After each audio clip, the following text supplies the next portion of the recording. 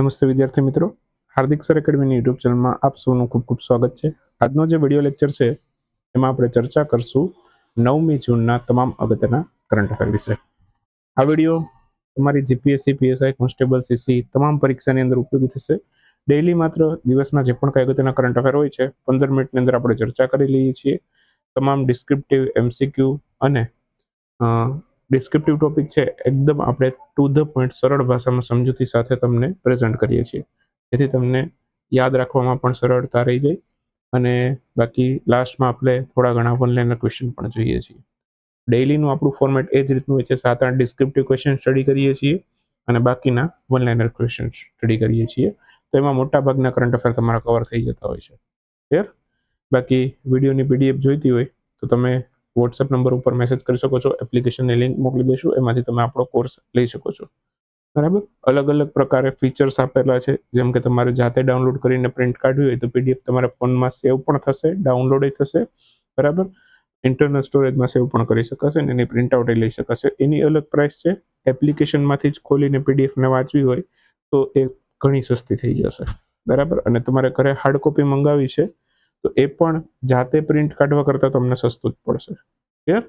આ અલગ અલગ ટાઈપના ફીચર કોર્સ છે, બરાબર, જે તમે લઈ શકો છો આપણી એપ્લિકેશનમાંથી. શરૂ કરી દઈએ આજના 9 જૂનના કરંટ અફેર. સૌથી પહેલો ક્વેશ્ચન આજના વિડીયોમાં. હાલમાં જ કયા દેશ છે એણે સેન્ઝાવ 23 મિશન છે સફળતાપૂર્વક લોન્ચ કર્યું છે? હવે નામ ઉપરથી જ ખબર પડી જાય કે સેન્ઝાવ મિશન કોનું હશે. સેન્ઝાવ મિશન છે ચીનનું. બરાબર. પણ મેં ઓપ્શનમાં એવા જ દેશો આપ્યા છે, જાપાન છે, નોર્થ કોરિયા, સાઉથ કોરિયા, કે જેના નામ પણ એવા હોય. ક્લિયર? અહીંયા ઓપ્શન એ આપણો આન્સર થશે. હાલમાં ચીન છે એમણે સેન્ઝાવ 23 મિશન લોન્ચ કર્યું છે. આ સેન્ઝાવ 23 મિશન જે લોન્ચ કર્યું છે એના હેઠળ ટોટલ કેટલા અંતરિક્ષ યાત્રીને અંતરિક્ષમાં મોકલ્યા છે? તો કે 3 અંતરિક્ષ યાત્રીને અંતરિક્ષમાં મોકલ્યા છે. અને કઈ અર્થ ઓર્બિટની અંદર? તો કે લો અર્થ ઓર્બિટની અંદર છે એમને મોકલ્યા છે. ઓકે. તો અહીંયા જેટલા પણ અવકાશ યાત્રી છે, ઓકે, એ ચીનનું એક અંતરિક્ષ સ્પેસ સ્ટેશન હાલમાં કાર્યરત છે, જેનું નામ છે તિયાંગોંગ સ્પેસ સ્ટેશન. ઓકે. એક અત્યારે કાર્યરત હોય એવા બે જ સ્પેસ સ્ટેશન છે, ઇન્ટરનેશનલ સ્પેસ સ્ટેશન, ઓકે, જેમાં હમણાં શુભાંશુ શુક્લા ગયેલા. ઓકે. અને બાકી એક છે ચીનનું તિયાંગોંગ સ્પેસ સ્ટેશન. ક્લિયર? આ બે સ્પેસ સ્ટેશન કાર્યરત છે. એમાં અત્યારે આ 3 અંતરિક્ષ યાત્રીને ત્યાં મોકલ્યા છે. ઓકે. હવે આમાં સૌથી પહેલી મહિલા અંતરિક્ષ યાત્રી કોણ બન્યું છે? તો લી જિયાઇંગ હોંગ, જે હોંગકોંગની છે, એ સૌથી પહેલી મહિલા અંતરિક્ષ યાત્રી બન્યા છે કે જે આ તિયાંગોંગ સ્પેસ સ્ટેશનમાં અંતરિક્ષમાં ગયા છે. ઓકે. બાકી શુભાંશુ શુક્લા એક્સિયોમ 4 મિશન હેઠળ છે અંતરિક્ષમાં જનાર સૌથી પહેલા ભારતીય વ્યક્તિ બન્યા હતા. ઓકે. ઉત્તર પ્રદેશના લખનૌના છે, ભારતીય વાયુસેનાના ફાઇટર પાયલટ પણ છે. હવે અહીંયા અંતરિક્ષમાં જવાની વાત આવી છે તો સૌથી પહેલા ભારતીય વ્યક્તિ જે અંતરિક્ષમાં ગયા એ છે રાકેશ શર્મા. 1984માં રશિયાના સોયુઝ રોકેટની મદદથી ગયેલા. એના પછી વિશ્વની પ્રથમ મહિલા અંતરિક્ષ યાત્રી, ઓકે, એ છે વેલેન્ટિના ટેરેસ્કોવા. ઓકે. એ 1963માં ગઈ હતી. ક્લિયર? વિશ્વની સૌથી પહેલી મહિલા અંતરિક્ષ યાત્રી. ક્લિયર? અને પ્રથમ ભારતીય મૂળની મહિલા કે જે અંતરિક્ષમાં ગઈ હોય તો એ છે કલ્પના ચાવલા. એમને પણ યાદ રાખીશું. ક્લિયર? તો આ બધા અગત્યના પોઈન્ટો છે જેને તમે યાદ રાખી શકો છો. વિશ્વ બ્રેઇન ટ્યુમર દિવસ કઈ તારીખે ઉજવાયેલો છે? હાલમાં જ વિશ્વ બ્રેઇન ટ્યુમર દિવસની ઉજવણી 8 જૂને કરવામાં આવેલી છે. તો આન્સર આવશે 8 જૂન. ઓકે. બ્રેઇન ટ્યુમર દિવસ, ઓકે, જે મગજમાં ગાંઠ થાય છે એને બ્રેઇન ટ્યુમર કહેવાય છે. ઓકે. તો વર્ષ 2000માં સૌથી પહેલી વખત વિશ્વ બ્રેઇન ટ્યુમર દિવસ ઉજવાયેલો છે. ઓકે. અને બ્રેઇન ટ્યુમર અવેરનેસ મંથ ક્યારે ઉજવાય છે? માર્ચ મહિનામાં. બ્રેઇન ટ્યુમર અવેરનેસ મંથ આ માર્ચ મહિનામાં ઉજવાય છે. અને international brain tumour awareness week આ 29 ઓક્ટોબરથી 5 નવેમ્બર દરમિયાન ઉજવાય છે. ક્લિયર? તો અત્યારે આપણે વિશ્વ બ્રેઇન ટ્યુમર દિવસની વાત આવી છે તો એ 8 જૂને ઉજવાય છે. તો લાગતા વળગતા કન્ફ્યુઝન કરતા પોઈન્ટ પણ અહીંયા તમને લઈ લીધા છે જે તમને પરીક્ષામાં ઉપયોગી બને. વર્લ્ડ એક્રેડિટેશન ડે કઈ તારીખે ઉજવાય છે? વર્લ્ડ એક્રેડિટેશન ડે તો હાલમાં જ 9 જૂને વર્લ્ડ એક્રેડિટેશન ડેની ઉજવણી કરવામાં આવે છે. વિશ્વ પ્રત્યયન દિવસ કે ગુજરાતીમાં. ઓકે. કોણ ઉજવે છે? ભારતમાં ક્વોલિટી કાઉન્સિલ ઓફ ઇન્ડિયા દ્વારા વ્યાપાર અને અર્થતંત્રમાં એક્રેડિટેશનનું મહત્વ સમજાવવા માટે આ દિવસની ઉજવણી કરવામાં આવે છે. કોણ ઉજવે છે? Quality council of India, Bharat તરફથી. થીમ 2024ની છે innovation, trust and sustainability power of accreditation આ એની થીમ છે. બાકી એક્રેડિટેશન છે શું છે તો કે ખાદ્ય ચીજ વસ્તુ, એજ્યુકેશન, સ્વાસ્થ્ય ગુણવત્તા એ જાળવવા માટે, જાગૃતતા ફેલાવવા માટેનું એક મહત્વનું પાસું છે. ક્લિયર? ફેડરેશન કપ, ઓકે, એ એનું આયોજન ભારતના કયા રાજ્યમાં થયેલું છે? ફેડરેશન કપ વિશે લગભગ વન લાઇનરમાં થોડીક વાતો થઈ ગઈ છે. ઓકે, તો અહીંયા ઝારખંડમાંનું આયોજન થયું છે. આન્સર આવશે ઝારખંડ. હાલમાં ઝારખંડ રાજ્યની અંદર ફેડરેશન કપનું આયોજન થયું છે. ઝારખંડમાં કઈ જગ્યાએ તો કે બિરસા મુંડા સ્ટેડિયમ જે રાંચીમાં આવ્યું છે ત્યાં આનું આયોજન થયું છે.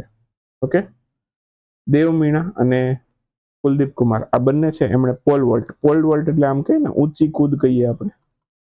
ઊંચી કૂદ પણ કેના વડે? કોઈ એક રોડ હોય, બરાબર, એને જમીન ઉપર લગાડીને પછી છલાંગ લગાડે, એને કહેવાય પોલ વોલ્ટ. બરાબર, તમે જોયેલું જ હશે. ઓકે, કોઈ આ વ્યક્તિ છે, બરાબર, તો એક મોટો આટલો રોડ લઈ અને દોડીને આગળ જાય, પછી એ અહીંયા સ્ટીક કરે ને પછી એનાથી જમ્પ કરે આખું. તો એવો પોલ વોલ્ટની અંદર સૌથી ઊંચી છલાંગ લગાવી છે 5.45 મીટરની. ઓકે, તો આટલો રેકોર્ડ બનાવી, સંયુક્ત રેકોર્ડ બનાવ્યો છે એમણે બંને, દેવ મીણા અને કુલદીપ કુમારે. તો આ રેકોર્ડ એમનો પણ નોંધાણો છે. બીજું, ગુરવિંદર સિંહે પણ અહીંયા એક રેકોર્ડ નોંધાવ્યો છે. 100 મીટરની દોડ એમણે 10.09 સેકન્ડમાં પૂરું કરી છે. રેકોર્ડ હતો એ લગભગ 10.10 નો હતો, એને 10.09માં પૂરો કરી રેકોર્ડ તોડ્યો છે. ક્લિયર? તો એ પણ અગત્યની ઇવેન્ટ છે. ઓકે, બાકી પોલ વોલ્ટ છે, બરાબર, એ શું છે એ સમજાવેલું છે, પણ મેં તમને આખું ડ્રોઈંગથી વ્યવસ્થિત સમજાવેલું છે, કદાચ સમજાઈ ગયું હશે. અને બાકી તમને હજી ન ખબર પડતી હોય તો પોલ વોલ્ટના 1-2 યુટ્યુબમાં વિડીયો જોઈ લેજો, બરાબર, એટલે તમને ખબર પડી જશે. ખ્યાલ આવી ગયો? એટલે જેમને જાણવું છે કે પોલ વોલ્ટ શું છે, ખાલી યુટ્યુબમાં પોલ વોલ્ટ લખીને સર્ચ કરજો, તમને મળી જશે. મારી રીતે જેટલું ડ્રોઈંગથી થાય, આપણું સારું તો નહીં, પણ જેટલું થાય એટલું વ્યવસ્થિત સમજાવવાનો પ્રયત્ન કર્યો છે. બરાબર, પેલું નહીં કહેતો, આ ભાલા ફેંક નહીં કહેતો, બરાબર, કે આમ ભાલો ફેંકી દે. આને રોડને જમીન ઉપર લગાવીને પછી પોતે કૂદકો મારીને આ બાજુ જાય, બરાબર, એ ટાઈપનું છે. ઓકે, તો એની યારે કન્ફ્યુઝન ન કરતા. પછી દોર્યું છે એવી રીતે એટલે કદાચ ભાલા ફેંક લાગે તમને, પણ ભાલા ફેંક નહીં. ઓકે, પછી અત્યારે પોલ વોલ્ટની રમતના વિશ્વની અંદર સૌથી પ્રસિદ્ધ ખેલાડી હોય તે કોણ છે? આર્મન્ડ ડુપ્લાન્ટિસ, સ્વીડનના છે, એમને યાદ રાખજો. બાકી આવી જે પણ એથ્લેટિક્સ ઇવેન્ટ છે રમતની, એનું આયોજન કોણ કરે ભારતમાં? એથ્લેટિક ફેડરેશન ઓફ ઇન્ડિયા, એમના દ્વારા આયોજન થાય છે. એમાં 2 પ્રકારની હોય એથ્લેટિકમાં પણ, ટ્રેક ઇવેન્ટ જેમાં દોડ હોય બધી જાતની, અને ફિલ્ડ ઇવેન્ટ એમાં પોલ વોલ્ટ આવી જાય, લોંગ જમ્પ આવી જાય, હેમર થ્રો આવી જાય, આ બધી છે, બરાબર, એને કહેવાય ફિલ્ડ ઇવેન્ટ. ગોળા ફેંક, ચક્રા ફેંક, વહાલા ફેંક એની અંદર ફિલ્ડ ઇવેન્ટ ગણાતી હોય છે. ક્લિયર? આ યાદ રાખજો. એના પછી 79મી વર્લ્ડ વિશ્વ સ્વાસ્થ્ય સભા, વર્લ્ડ હેલ્થ એસેમ્બલી કહેવાય અંગ્રેજીમાં, એની પ્રથમ વખત શેના માટે વૈશ્વિક જાહેર સ્વાસ્થ્ય પ્રાથમિકતા તરીકે એને માન્યતા આપી છે? તો અહીંયા ઓપ્શનમાં આપ્યું છે એમાંથી કોને જાહેર સ્વાસ્થ્ય, એ પણ ગ્લોબલ લેવલની, વૈશ્વિક લેવલની જાહેર સ્વાસ્થ્ય પ્રાથમિકતા છે એને તરીકે એને માન્યતા મળી છે? તો આ મળી છે સ્ટ્રોકને. તો સ્ટ્રોક પ્રત્યે જાગૃતતા ફેલાવવા, બરાબર, એક એને પ્રાથમિકતા આપી છે કે આ વસ્તુ છે હવે ઘટાડવાની છે. બરાબર, સ્ટ્રોક શું છે પહેલા તો એ સમજીએ. સ્ટ્રોક છે મગજમાં લોહીનો પ્રવાહ અવરોધિત થવાથી, મગજની નસ ફાટી જવાથી સામાન્ય રીતે સ્ટ્રોક થતો હોય છે. ઓકે, અને સ્ટ્રોક થાય, બરાબર, એટલે લગભગ થોડી જ ક્ષણોમાં, 1-2 કલાકમાં જ એ માણસનું ત્યાં ડેથ થઈ જાય. તો મગજના કોષો મૃત્યુ પામવા લાગે, લકવો અથવા તો કાયમી વિકલાંગતા પણ થઈ શકે. સ્ટ્રોકથી, બરાબર, એ લકવો પણ થાય અને કાયમી વિકલાંગતા પણ થાય અને ડેથ પણ થઈ જાય. મોસ્ટલી સ્ટ્રોકથી ડેથના કેસ વધારે જોવા મળે છે. બરાબર, તો કોને થાય? હાઈ બીપી હોય, મેદસ્વીતા એટલે કે મોટાપણું, બરાબર, મોટાપણું, જાડાપણું કહીએ ને, મોટાપણું એટલે કે જાડાપણું, જાડા હોય. ઓકે, અને બિન આરોગ્યપ્રદ જીવનશૈલી, જેમ તેમ ખાવી, જંક ફૂડ ને બધું, બરાબર, તો એનું મેઇન કારણ છે. તો આ સ્ટ્રોક પ્રત્યે જાગૃતતા ફેલાવવા માટે દિવસ ઉજવાય છે. સ્વિટ્ઝરલેન્ડના જેનેવામાં, બરાબર, આની બેઠક થઈ હતી અત્યારે. 79મી વર્લ્ડ હેલ્થ એસેમ્બલી ક્યાં થઈ હતી? એ થઈ હતી સ્વિટ્ઝરલેન્ડના જેનેવામાં. આની થીમ શું હતી વર્લ્ડ હેલ્થ એસેમ્બલીની? Shaping global health. તો એને પણ યાદ રાખી લો. સાથે સાથે ઘણું બધું આની અંદર આવી ગયું. પછી WHO ની સ્થાપના ક્યારે થઈ? તો કે 7 એપ્રિલ 1948 ના રોજ, એ પણ આવી ગયું. હેડક્વાર્ટર પણ સ્વિટ્ઝરલેન્ડ જીનીવામાં જ છે એનું. સ્વાસ્થ્ય દિવસ 7 એપ્રિલે ઉજવાય છે, બરાબર. બાકી બિનચેપી રોગોના નિયંત્રણ માટે ભારતમાં પણ એક કાર્યક્રમ ચાલે છે, NPC DCS કાર્યક્રમ. ક્લિયર? એને પણ યાદ રાખી શકો છો, યાદ રાખવું હોય તો. ચલો, આ પણ અગત્યનો ક્વેશ્ચન છે. આંતરરાષ્ટ્રીય યોગ દિવસ એની મુખ્ય ઇવેન્ટનું આયોજન કયા સ્થળે થશે? ઓકે, તો મુખ્ય ઇવેન્ટ થશે કોલકાતામાં, બરાબર. કોલકાતા આવ્યું છે પશ્ચિમ બંગાળમાં, તો આન્સર આવશે કોલકાતા. હાલમાં જ છે 21 જૂનના રોજ વિશ્વ યોગ દિવસની ઉજવણી થઈ છે. ઓકે, થવાની છે, થઈ નથી, થવાની છે. ઓકે, આની થીમ પણ ડિક્લેર થઈ ગઈ છે, yoga for healthy ageing. Yoga for healthy ageing. Okay, તો એ યાદ રાખજો. મેઇન ઇવેન્ટ પશ્ચિમ બંગાળના કોલકાતામાં થશે. ઉજવણી દર વખતે આયુષ મંત્રાલય જ કરે છે, આ વખતે પણ એ જ કરશે. આયુષ મંત્રીનો સ્વતંત્ર પ્રભાર મળ્યો છે પ્રતાપરાવ જાધવને, એમને યાદ રાખી લેજો. બાકી યોગ મહોત્સવ મધ્યપ્રદેશના ખજુરાહો ખાતે થયા હતા. ઓકે, સોરી, થશે, થયા નથી, થશે. ઓકે, અને સોરી, આ થઈ ગયા છે. અને મહોત્સવ દરમિયાન એક યોગ સંગમ પોર્ટલ છે એનું પણ પુનઃલોન્ચિંગ થયું. બીજી વાત, આંતરરાષ્ટ્રીય યોગ દિવસ સૌથી પહેલી વાર 2015માં ઉજવાયો. એની ઉજવણીની જાહેરાત 2014માં કરવામાં આવી હતી. મતલબ કે આંતરરાષ્ટ્રીય યોગ દિવસ ઉજવાશે એવી જાહેરાત 2014માં થઈ ગઈ હતી. સૌથી પહેલી વખત ઉજવ્યો ક્યારે? 21 જૂન 2015માં. આવા થોડાક અગત્યના દિવસો જોઈએ તો 21 જૂન એ સૌથી લાંબો દિવસ ગણવામાં આવે છે. ઓકે, અને 22 ડિસેમ્બર, બરાબર, એને સૌથી ટૂંકો દિવસ અથવા તો સૌથી લાંબી રાત, બેમાંથી ગમે કહી શકો. સૌથી ટૂંકો દિવસ અથવા તો સૌથી લાંબી રાત, બરાબર. 21 જૂન સૌથી લાંબો દિવસ, 22 ડિસેમ્બર સૌથી લાંબી રાત. 21 માર્ચ અને 23 સપ્ટેમ્બર આ બે એવા દિવસો છે કે જ્યાં, બરાબર, દિવસ રાત બંને સરખા હોય. 21 માર્ચ અને 23 સપ્ટેમ્બર. ક્લિયર? આ બધું યાદ રાખવા જેવું છે, જાણવા જેવું છે. હાલમાં જ નવગઠિત ઉચ્ચ સ્તરીય સમિતિ જે ઘૂસણખોરી અને જનસાંખ્યિક ફેરફારના માટે રચવામાં આવી છે ખાસ કરીને, તો એના અધ્યક્ષ તરીકે કોની પસંદગી થઈ છે? તો પ્રકાશ પ્રભાકર એના અધ્યક્ષ બનેલા છે. ઓપ્શન એ આપણો જવાબ થશે.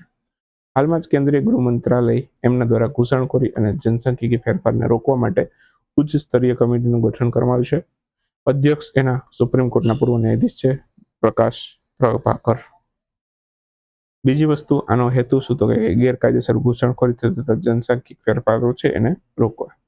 ઓકે, ખાસ કરીને પશ્ચિમ બંગાળ અને સરહદી રાજ્યો જે છે ત્યાં સૌથી વધારે આવું બધું થતું હોય છે, બરાબર. વેસ્ટ બેંગાલમાં ઘણા બધા બંગાળીઓ આવીને વસી ગયા, બાંગ્લાદેશમાંથી આવીને વસી ગયા. એવું બધું ના થાય. આસામની અંદર પણ આવું થોડું ઘણું થયેલું છે, બરાબર. નોર્થ ઇસ્ટના ઘણા રાજ્યોની અંદર આવી રીતની ઘૂસણખોરી થતી હોય છે બોર્ડર. ક્લિયર? એવું બધું ના થાય એ માટે થઈને આખું એક કમિટીનું ગઠન કરી છે ને એ બધો નિર્ણયો લેશે કે હવે આવું બધું કઈ રીતે રોકવું. બીજું, વસ્તી ગણતરીના જે અત્યારે આયુક્ત છે જેનું નામ છે મૃત્યુંજય કુમાર નારાયણ, એ આ સમિતિના સભ્ય પણ છે, બરાબર. વસ્તી ગણતરીના આયુક્ત છે, સમિતિના સભ્ય છે. અધ્યક્ષ પ્રકાશ પ્રભાકર છે. બાકી આ આપણા કેન્દ્રીય ગૃહમંત્રી, બરાબર, એમને યાદ રાખી લો, અમિત શાહ છે. અને ભારતમાં સૌથી પહેલી જે વસ્તી ગણતરીની વાત આવી છે, તો સૌથી પહેલી જે વસ્તી ગણતરી થઈ હતી એ 1872માં થઈ હતી. એમાં લોર્ડ મેયોના સમયમાં થઈ હતી. ઓકે, અને 10 વર્ષીય વસ્તી ગણતરી જે છે, ઓકે, એ 1881માં થઈ હતી, લોર્ડ રિપનના સમયમાં થઈ હતી. ક્લિયર? તો આ બધું યાદ રાખજો. કોમનવેલ્થ ગેમ્સ 2026 એનું આયોજન કયા દેશમાં કરવામાં આવશે? કોમનવેલ્થ ગેમ્સ 26નું આયોજન છે એ સ્કોટલેન્ડના ગ્લાસગોમાં થશે, ખાસ યાદ રાખજો. તો એના પછીનો 2030નો આપણા ગુજરાતના અમદાવાદમાં થવાનો છે, એને પણ યાદ રાખજો. અત્યારે આપણે 26ની વાત કરીએ છીએ તો 23 જુલાઈથી શરૂ થશે, 2 ઓગસ્ટે પૂરા થશે. હજી શરૂ નથી થયા, શરૂ થાય પછીની વાત. આપણે ટેબલ પણ બનાવશું, અલગથી એની PDF પણ બનાવશું. બાકી ભારતીય દળના સેબ્ડે મિશન એ રોહિત રાજપાલ છે. ઓકે, અને ભારતીય દળના ડેપ્યુટી CM એ છે રવિ, ડેપ્યુટી સેબ્ડે મિશન. ઓકે, એ કોણ છે? રવિ બેંગાની. તો સેબ્ડે મિશન અને ડેપ્યુટી સેબ્ડે મિશન બંનેને યાદ રાખી લેજો. ડેપ્યુટી સેબ્ડે મિશન આપણે ડિસ્કસ નથી કર્યા, અત્યારે યાદ રાખી લેજો. સૌથી પહેલા જે કોમનવેલ્થ છે 1930માં હેમિલ્ટન કેનેડામાં રમાય. ઇકોકેના ક્વેશ્ચન.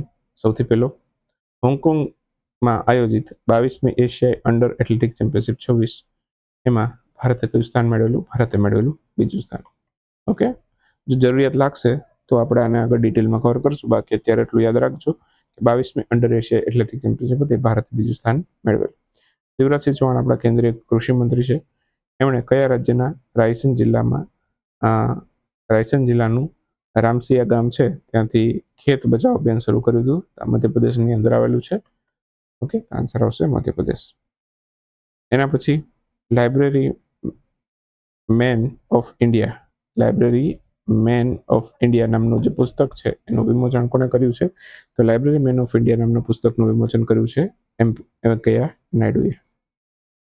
કોના દ્વારા નવી ઇકોલોજીકલ શિક્ષા પરિયોજના જેનું નામ છે વામન વનનો એનો પ્રારંભ કરવામાં આવ્યો છે? તો ઇકોલોજીકલ શિક્ષા પરિયોજના વામન વન એનો પ્રારંભ કરાવ્યો છે દિલ્હી સરકાર એનો પ્રારંભ કરાવ્યો. આન્સર આવશે દિલ્હી. કોના દ્વારા કૃત્રિમ બુદ્ધિમત્તા આધારિત 2 અદ્યતન એપ્લિકેશન જેનું નામ છે ક્યુ ફોર્સ અને કૌટિલ્ય આ લોન્ચ કરવામાં આવી છે? તો ભારતીય સેનાએ લોન્ચ કરી છે. એઆઈ આધારિત 2 એપ્લિકેશન લોન્ચ કરી છે, ક્યુ ફોર્સ અને કૌટિલ્ય. હાલમાં જાહેર ઇન્ટરનેશનલ એનર્જી એજન્સીના રિપોર્ટ અનુસાર કયો દેશ વિશ્વની 44% રિન્યુએબલ એનર્જી છે એને મેનેજમેન્ટ કરે છે? તો આ ચીન કરે છે. આન્સર આવશે ચીન. યુનિફોર્મ સિવિલ કોડ પસાર કરનાર ભારતનું ત્રીજું રાજ્ય કયું બન્યું? આ આસામ બન્યું. આ ટોપિક હું ડિટેલમાં કદાચ લઈશ, બરાબર. યુનિફોર્મ સિવિલ કોડ યુસીસી ત્રીજું આસામ છે, બરાબર, પણ નોર્થ ઈસ્ટનું પહેલું છે, બરાબર. તો એવી રીતે પણ પ્રશ્ન પૂછે. આપણે પહેલું એટલે ઉત્તરાખંડ યાદ રાખ્યું હોય. ઉત્તરાખંડ પહેલું હતું. બીજું કયું હતું? આપણું ગુજરાત. ભૂલી જવાય, બરાબર, ના જ ભૂલાય ને. પછી 29 મેના રોજ કયા દેશે પોતાનો 19મો ગણતંત્ર દિવસ ઉજવેલો? તો આ નેપાળે ઉજવેલો છે. સરકારી જુનિયર કોલેજોમાં મફત નાસ્તો અને મધ્યાહન ભોજન બંને શરૂ કરનારું ભારતનું સૌથી પહેલું રાજ્ય કયું બન્યું? આ તેલંગાણા બન્યું. આંતરરાષ્ટ્રીય યોગ દિવસની મુખ્ય ઇવેન્ટ કોલકાતામાં આવી ગયું છે. આઈસીએમઆર દ્વારા આયોજિત ભારતના સૌથી મોટા બાયોમેડિકલ ઇનોવેશન અને ટેકનોલોજી ટ્રાન્સફર ઇવેન્ટનું નામ શું હતું? તો આઈસીએમઆર આયોજન કર્યું હતું. ઇવેન્ટનું નામ લખ્યું છે મેડિકલ ઇનોવેશન પેટન્ટ મિત્ર ઇનોવેટર્સ ટુ ઇન્ડસ્ટ્રી. ક્લિયર? આ એની ઇવેન્ટનું આખું ટાઇટલ હતું. ભારતના સૌપ્રથમ રાષ્ટ્રીય અને ડિજિટલ જલ શિખર સંમેલન એનું આયોજન ક્યાં થયું? આ કર્ણાટકના બેંગ્લોરમાં થયેલું. બસ, તો આ સાથે જ આપણે 9 જૂનનો વિડીયો સમાપ્ત કરીએ. મળીએ 10મી જૂનના વિડીયોમાં. ત્યાં સુધી રજા લઈએ.